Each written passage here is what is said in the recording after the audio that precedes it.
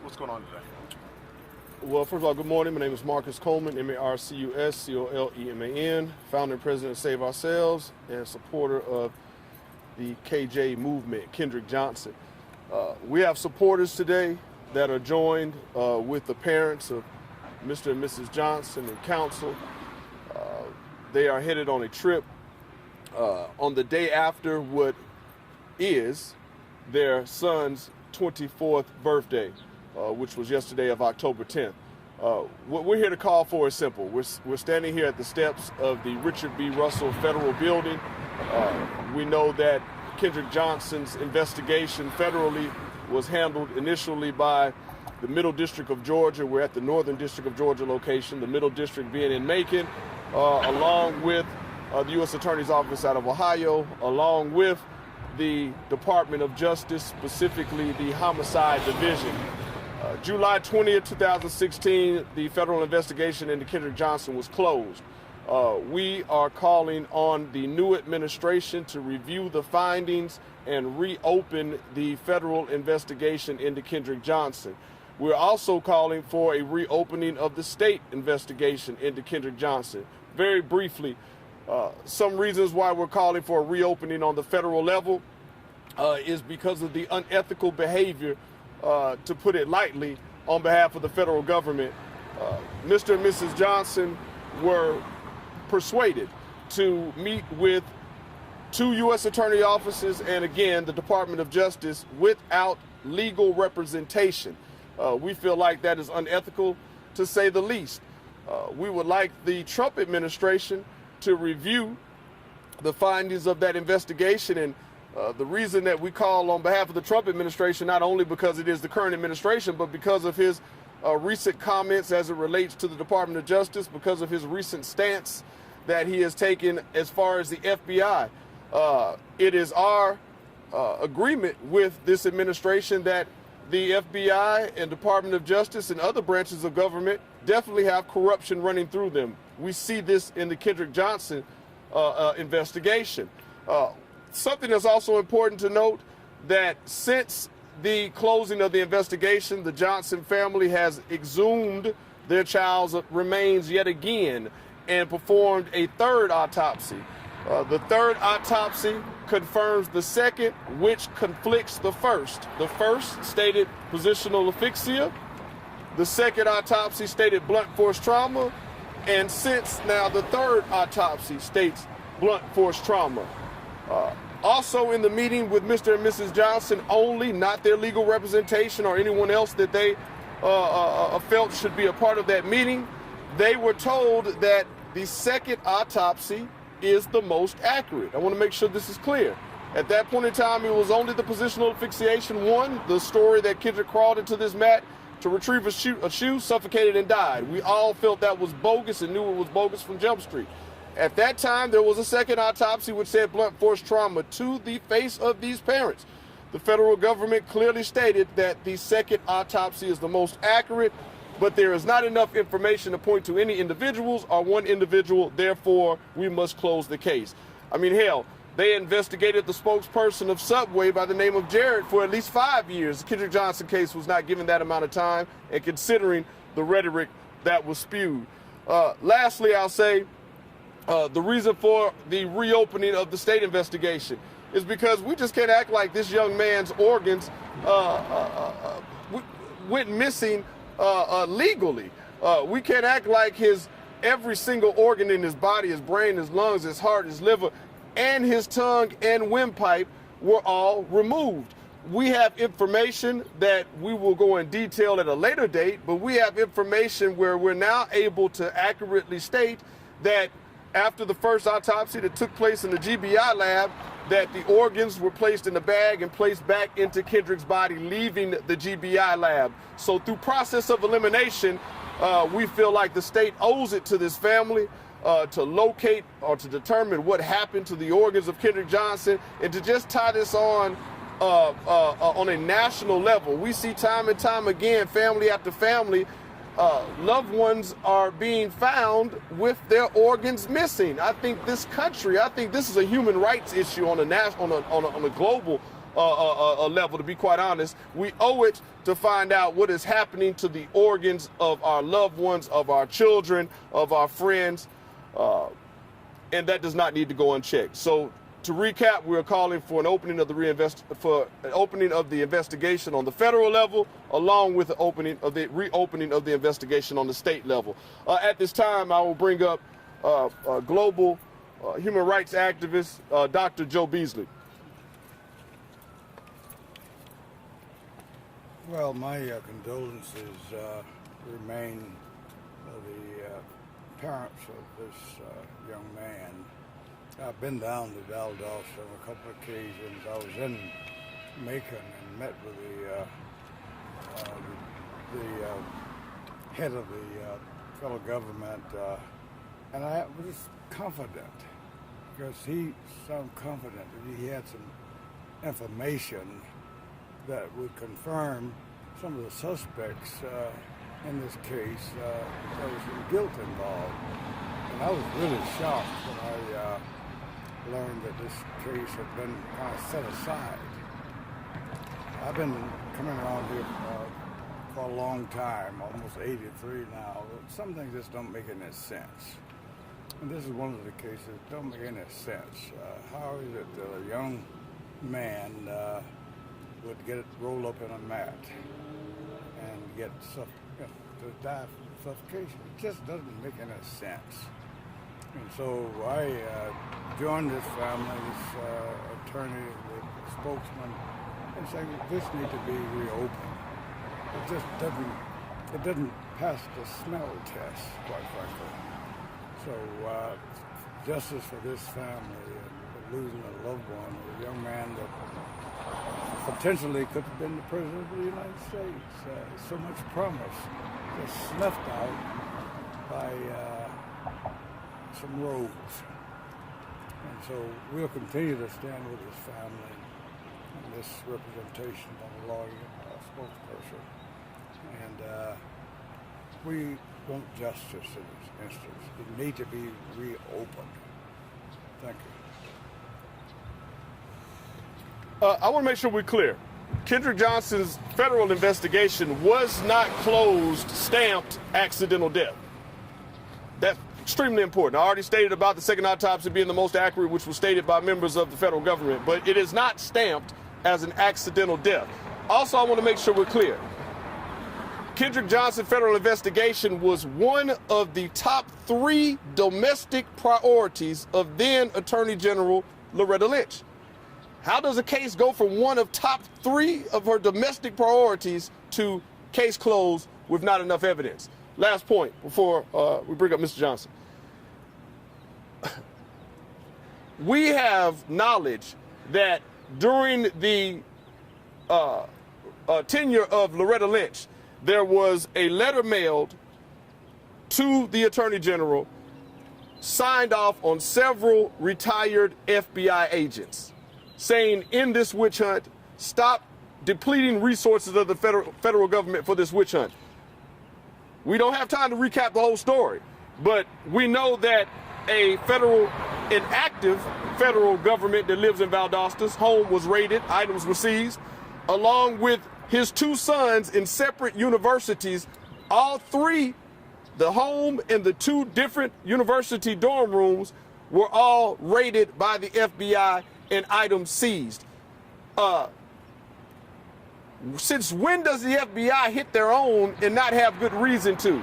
There are too many unanswered questions. The fact that the government asked Mr. and Mrs. Johnson or persuaded them to meet with them and them only, not to mention some of the things that were being said as agents were in Valdosta that gave this family a sense of comfort to go in without their legal representation. So at the very least, we feel that this administration should do an investigation into the closing, and at the very least, sit down with this family and do a redo of those findings along with legal representation and whomever else they deem fit. We'll have last words from the father of Kendrick Johnson.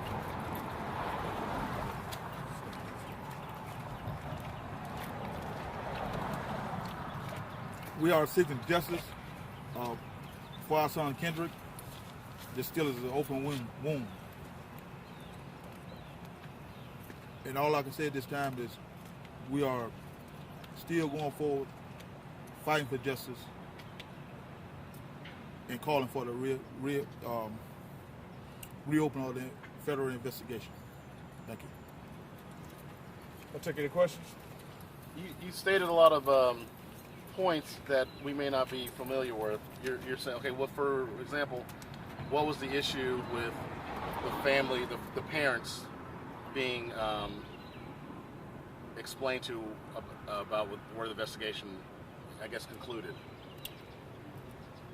Well, having been a part of a number of closing meetings of investigations, or even meetings that are moving forward with charges, I've never, in my 15 years, and I know there's couple of folks here my senior, but I've never seen a family go in being suggested that they do not have legal representation. I mean, it's asinine to me, considering that a U.S. attorney from the Middle District of Georgia, a U.S. attorney from the Northern District of Ohio, and a member of the Department of Justice, all of these are representatives or agents of this judicial system or criminal justice system here in this country. So to ask a family to go in without their legal representation,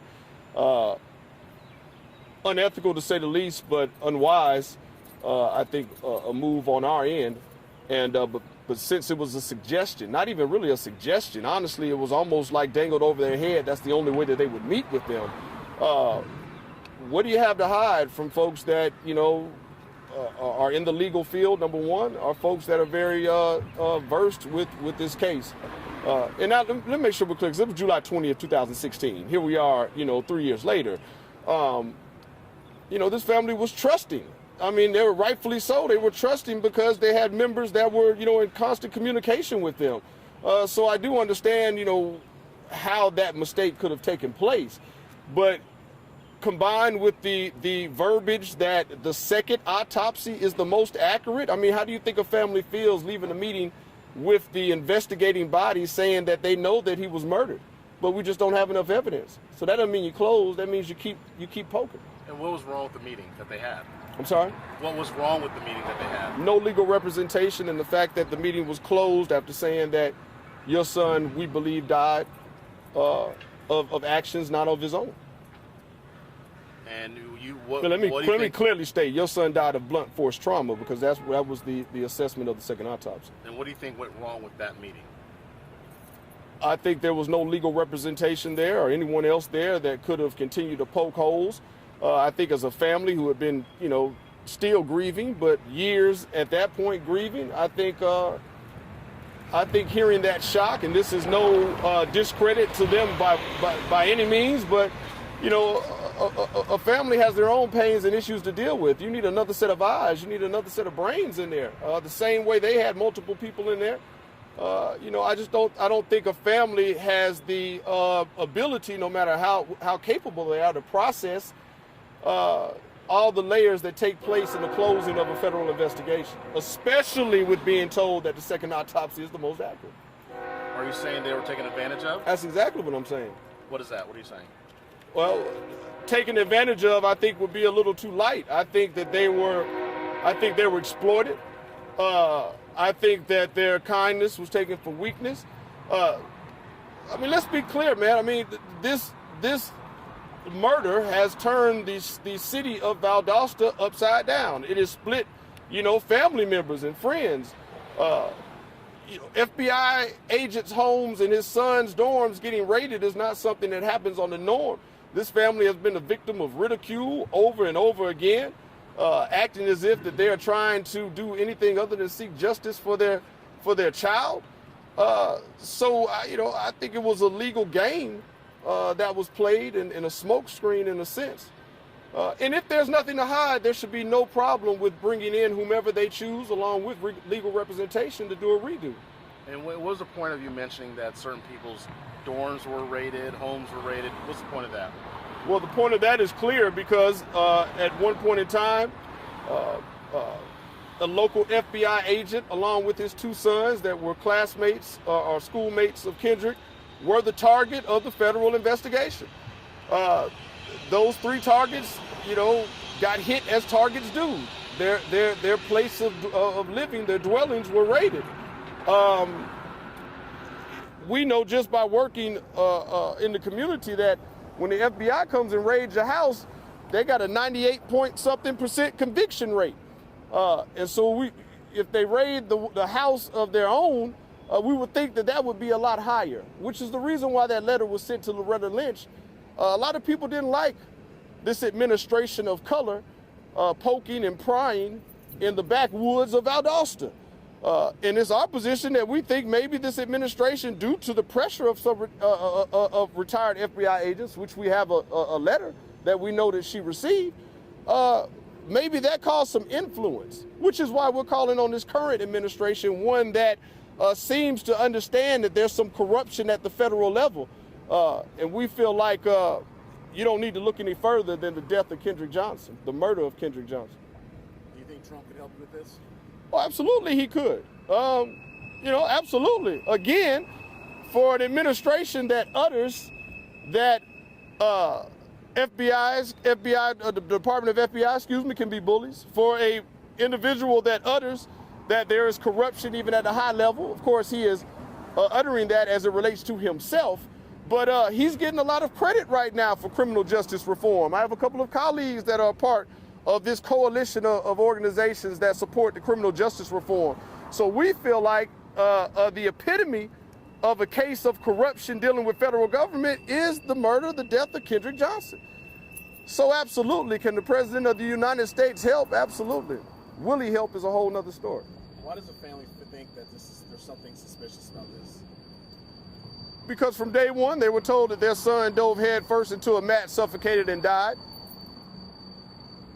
I mean, just the blatant disrespect, the overt labeling of ignorance that they had on this family to think that they were just gonna take that, and they ain't laid down since.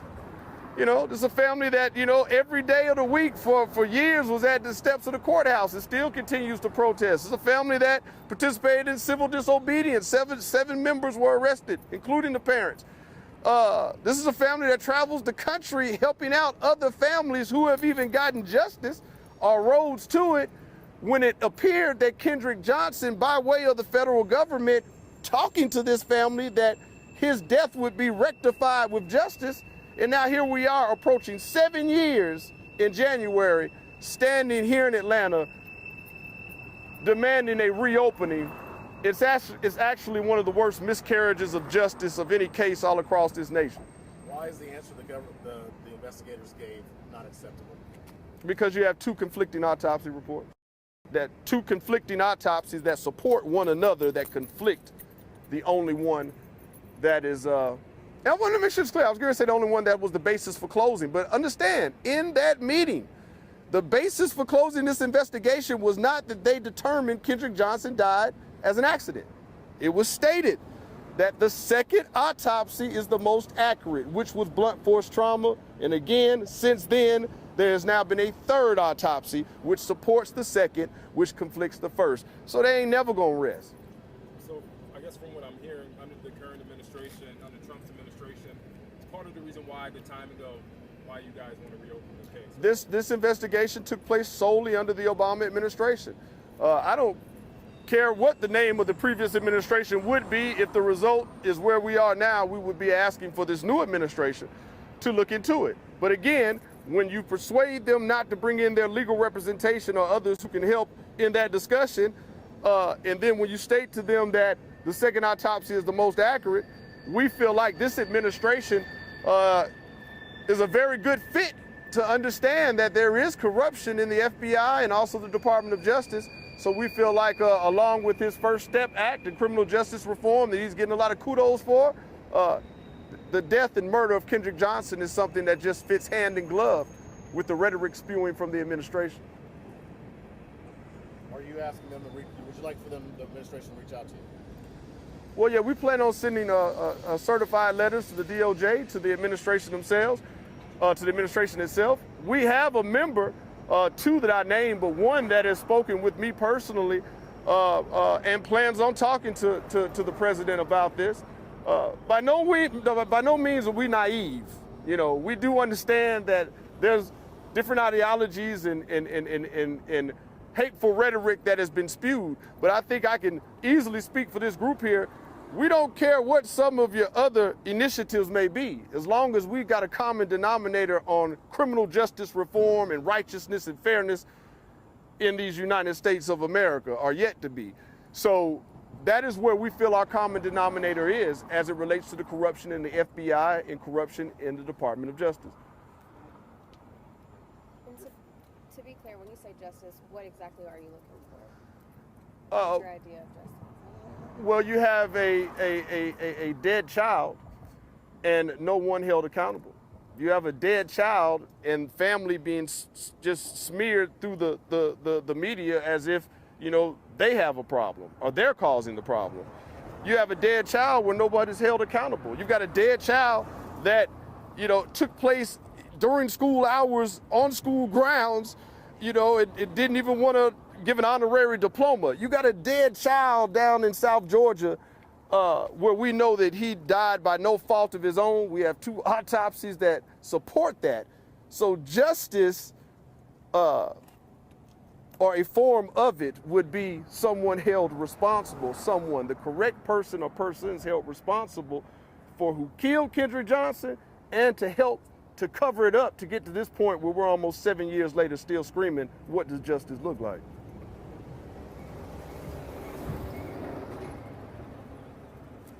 Tip. Thank you guys. Really appreciate that. Name and title? Marcus Coleman, spokesperson, founder and president, Save Ourselves. Father, can we have you step up and give your name? And Kenneth Johnson, who are you? The father of Kendrick Johnson. Jacqueline Johnson, the mother of Kendrick Johnson. Would you like to say anything? I would just reiterate what Mr. Johnson said. This is an open wound and it will not heal. We continue to live in hurt, grief every day. It's even hard some days to get out of bed. People just don't understand what they took when they took our child. But another thing they need to understand, we're not going nowhere, no matter what. That's right. None of them say. They could try to ridicule us, call us all kind of names, but Mr. and Mrs. Johnson, we're not going anywhere till somebody is held accountable for the murder of our son. Do you feel like you're being pressured by other people to stop fighting for your son? Oh yeah, always. I mean, they done tried so many things to get us to stop fighting for our son, even by giving us a $300,000 lawsuit. But we're not worried about that. We still gonna fight for justice for Kendrick Johnson, no matter what it look like. And we have to stand by ourselves. We still gonna fight for Kendrick Johnson because his life matters.